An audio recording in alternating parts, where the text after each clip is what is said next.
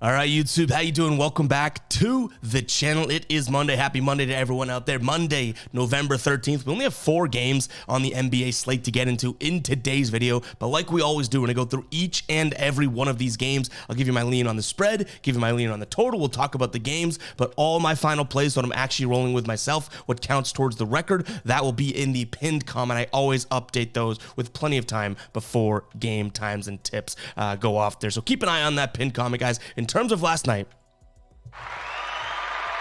finally, a winning night. Seemed like it was so far in the distant for the last, week or so, but we go 2-1 last night, a 2-1 that I'm fairly proud of. The Nuggets -4, like I even said in the video, I was like, is this a trap? Like, why are the Nuggets only -4? I know Murray and all that, but still better than the Rockets, right? And I kind of even gave the Rockets some flowers. They ended up winning the game outright. Okay, but Mavs -2.5. What a team to bet on right now, and what a great same game parlay team to, look at here. We've been cashing same game parlays in this Mavs games. So we had the -2.5, and then we had the same game parlay of Mavs team total over 108.5, breeze. Jonas Valanciunas 15 plus points and rebounds, easy. Kyrie and Luka over 5 and 4 assists, and then Brandon Ingram 18 plus points.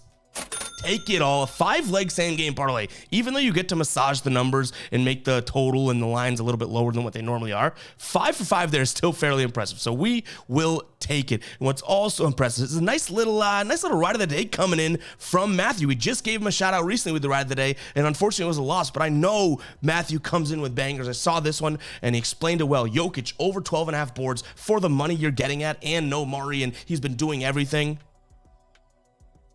Cha-ching. What a call. Jokic has 21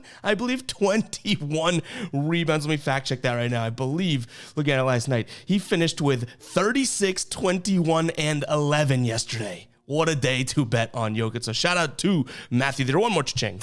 We're all over the soundboard today, but if you guys do want to be the ride of the day, all you got to use is hashtag ride of the day in the comments. Drop an absolute banger in the comments, and I'll be jumping on board with one person's pick in the pinned comments, win or loss. You guys get a shout out. Again, if you win, we celebrate, we have a good time. If you lose, you might have to be called out when we face the womp womp. So enter at your own risk, but hashtag ride of the day, you got to use the hashtag. Before we do get into the slate, guys, I want to shout out some of the new products we have over on the Fade Me store. I'm rocking the Fade Me holiday collection hoodie right now. It says Fade Me little Santa hat on the front. On the back, I don't know if you're going to be able to see this, but Santa drinking a beer says Fade Me. It's a really cool design here, and we have more coming, but check it out, fademe.store. Let's go ahead and jump into game number 1 here. We have a matchup we've seen this year already. The Celtics taking on the Knicks. Celtics right now 8.5-point favorites. Total sitting at 220.5. I've seen it at 221.5 on plenty of sportsbooks, so keep an eye on which way this line is moving in terms of the total. But nonetheless, my spread lean here, I think the Celtics are the better team. I'm not even, how the Knicks started kind of rocky, and people are calling out Randall and even Brunson on how they were meshing and all that. And now they've won 3 straight. I don't really buy into the Knicks are turning it around mantra here. They beat the Clippers, but the Knicks were at home, and that's a great spot for them, right? Especially when they kind of needed a win. Then they beat San Antonio at home. Then they beat Charlotte at home. So it's like this 3-game win streak, yes, it's good for them to get back in the plus for their record, but I don't know if I put as much weight as some into it. Again, it's all at home too. On the road, they're 2-2 this season, going up against a Celtics team that's undefeated at home. But when we're talking against the spread, you don't need to just win. The Celtics were, 4.5-point favorites opening night. They only win by 4, so the Knicks already got the Celtics against the spread opening night. But again, Celtics are just the better team. I'm going to have to slightly lean towards the Celtics here. They are just entirely a better team, in my opinion. Maybe the Knicks have the grit and grind and later on in the year make a push like we've seen them do. But for now, if this is a healthy Celtics team, then I have no problem laying the points there. And there's no injuries really on either side for this squad. So, yeah, Knicks on a back-to-back as well. Throw that in there. I think it's a good spot for the Celtics. I wish this was more of a, 6.5-point spread, but who wouldn't want a better line? But it could be a chance for same-game parlay, because I like some matchups in this spot. So keep an eye on the pinned comment for that. I'll post it as a YouTube short as well. And if you're not watching our YouTube shorts, you're missing out. We're posting tons of player prop content there. In terms of the total, 220.5. Like I said, I've seen it at 221, 221.5. So we're going to hope that this line goes up and up. And if it gets to 222, there's a chance I pull the trigger on the under here.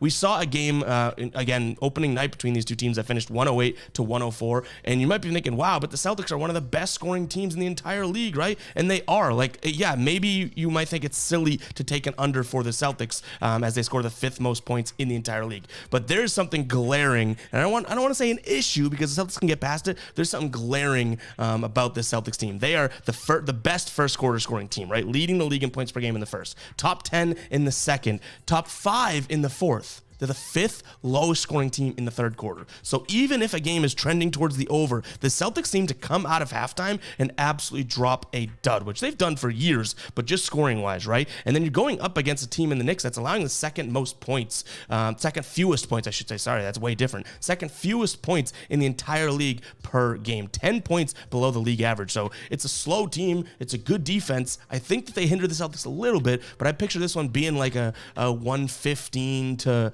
I don't know, it could be a 115 to 102 type of a game potentially. So I'm going to lean towards the under there. Again, 222 is my key number. All right, Toronto taking on Washington for game number 2 here. Before we get into it, smash that like button, hit that subscribe button as well, guys. Like I've said in a couple videos, right? Act like that subscribe button is your worst enemy. Act like that like button is your bookie, and just boom, boom, boom. Take it for what it's got. Hit that like button and hit that subscribe button. We have Toronto taking on Washington here. The only problem I have with this game is that I think everybody's going to be on Toronto, and it's definitely jumping that line up. This is a spot in which, okay, the Raptors are the better team. I'll give you that. But in terms of what we're looking at for spread, this already has jumped entire points since, late last night from 8.5 to 9.5. I don't want it to jump anymore because I do think the Raptors are going to win this game, but 10 seems like it could be a little bit much to lay. But we just saw Brooklyn beat the Wizards by, 8 points. We saw the Hornets beat them by, I think it was 7 points or something like that, right? So this number is very key because the Raptors, I would say, are 2 points better than both the Hornets and the Nets at the very least. When it comes to injuries,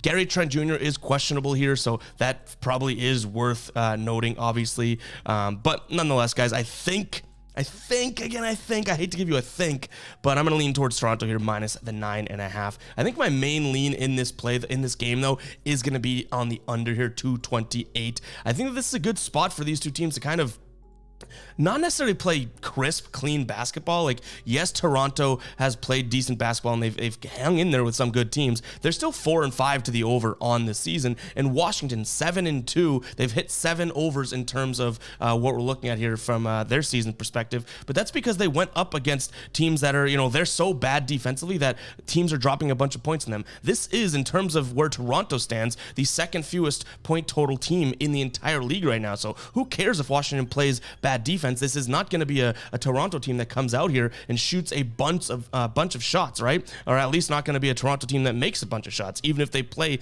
a little bit faster. So I do think, a sub 230-ish game is in the works here. I could totally see this game being like a, funny enough, a 118 to 105 game where Toronto handily wins this game, but still it stays within those sort of mid-ish 220. So keep an eye on the pinned comment. So far, both games, I would say the totals are, I guess, my main leans in the spots.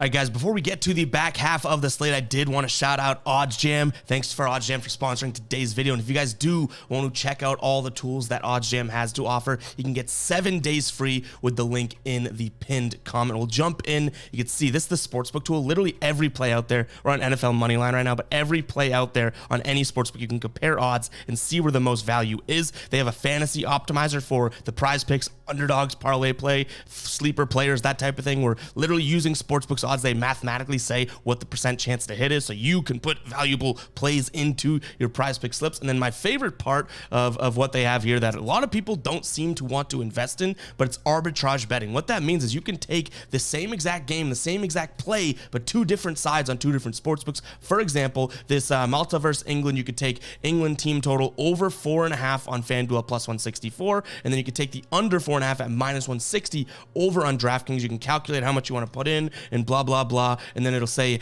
your guaranteed profit by taking both sides of that. It's marginal, it's small, but it's scalable. So guys, go ahead and check out OddsJam. Again, they have a ton of cool tools over there for any type of sports bettor. You can even mathematically make parlays, but go check it out. 7 days free with the link in the pinned comment. You can also get 25% off your first month if you choose to go with a subscription using code GUYBOSTON, GUYBOSTON, at checkout there. But go check it out, guys. I use this tool every single day. I love their positive EV feature as well. Let's go ahead and jump into game number 3 here. We got Milwaukee taking on Chicago, and man, I love this spot for Milwaukee. So Lillard is probable in this spot. Obviously, he's been out for a couple games here.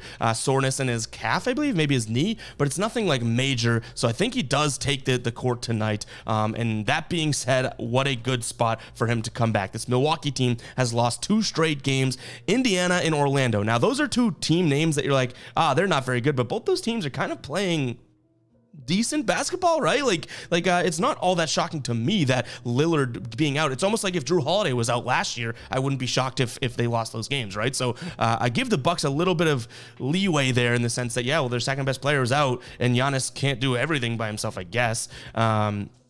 But nonetheless, I do think Milwaukee here, minus the 8 points, is a great spot. I also love the over. I think we've seen Milwaukee cash plenty of overs this season. And when they do win games, their last 2 wins here, 129 to 120. In fact, I think it's like 3 of their 5 wins on the season have been 123 or more points scored. So that is a good little nugget to look at there. You do have a defense in Chicago, too, that I don't think is anything to write home about. They're not bad. They're allowing the 15th most / least, however you want to look at it, points per game this season, and a top 10 offense in Milwaukee. Milwaukee's been starting games slow, though, so they got to set the tone. Hopefully Lillard comes back and kind of changes the flow that they've had for the last couple of games. So give me Milwaukee minus the 8 points and give me the over 229. I've also seen 228.5 on some books, so maybe this is coming back down a little bit. We wait it out and get a better line. Keep an eye on the pinned comment. Also, like I said with game number 1 that we talked about, this is a very big same game parlay game. Guys, when I like overs, I like to look at same game parlays because a good combo for me, and I'm going to work on a video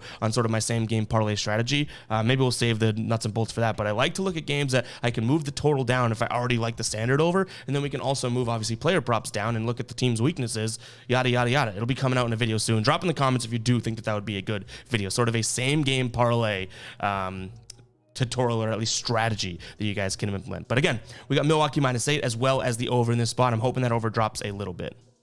All right, last game on the slate, we have Sacramento taking on Cleveland, and I'll make something very clear right off the jump because I'm always transparent with you guys. If this spread was reversed, I'd probably be thinking of this from the exact opposite side. So that should tell you sort of where and or how confident I am in this spot, but I do like it. I think the number is very important. Sacramento getting 3 points at home is huge for me here. You have a Cleveland team that, yes, they've played good basketball, but they've been kind of up and down. Like they haven't strung 2 wins together yet this entire season. They just coming off of a win against Golden State, right? They're on the middle of a road trip right here. And Sacramento, who has now just got a couple wins in a row, albeit games that they probably should have won, they're still at home, and it's the last home game, so they want to capitalize on it. They're getting 3 points. This is a 3-1 team at home this year. So though we've already lost money on them, I said I might ban them.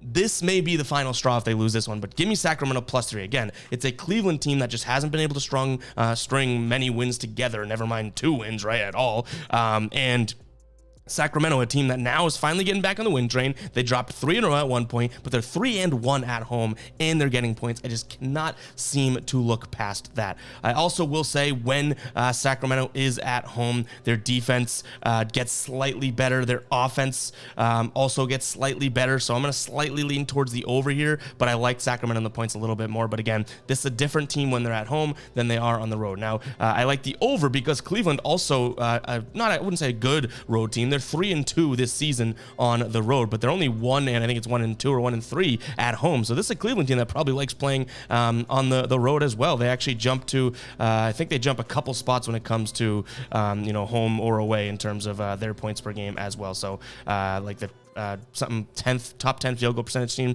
We looked at it earlier. It just seemed like it was a good spot for them to be like, okay, helps the over in the sense that they're a better road scoring team as well. But yeah, guys, that's going to do it for today's video. Again, keep an eye on the pinned comment for all of the plays and keep an eye on the YouTube shorts. We're definitely hammering the YouTube shorts because TikTok will go from getting 12,000 views on a video one day to obviously being shadow banned or something and getting literally 64. Like that doesn't make sense, right? And yeah, we're talking betting content. Maybe TikTok doesn't like it, but really trying trying to obviously invest time into the YouTube channel that is sort of our kingpin right now. Like, this is where the audience is. This is my favorite platform of social media. Like, this is the bread and butter, right? This is what you guys all love. So we're really trying to get the shorts game up as well. But yeah, guys, that's what I have for you in today's video. Hope you guys did enjoy. If you're still watching, go ahead and comment 15 because you made it pretty much into the 15-minute mark of the video, and let me know those hashtag ride of the days as well. But yeah, always curious to see who sticks around to the end of the video, and I love that it's the familiar, I would say familiar faces, but familiar usernames and stuff too that I'm always seeing at the end of the video. But yeah, if you guys liked it, hit that like button, hit that subscribe button, and we'll catch you guys in the next one. All right, peace out.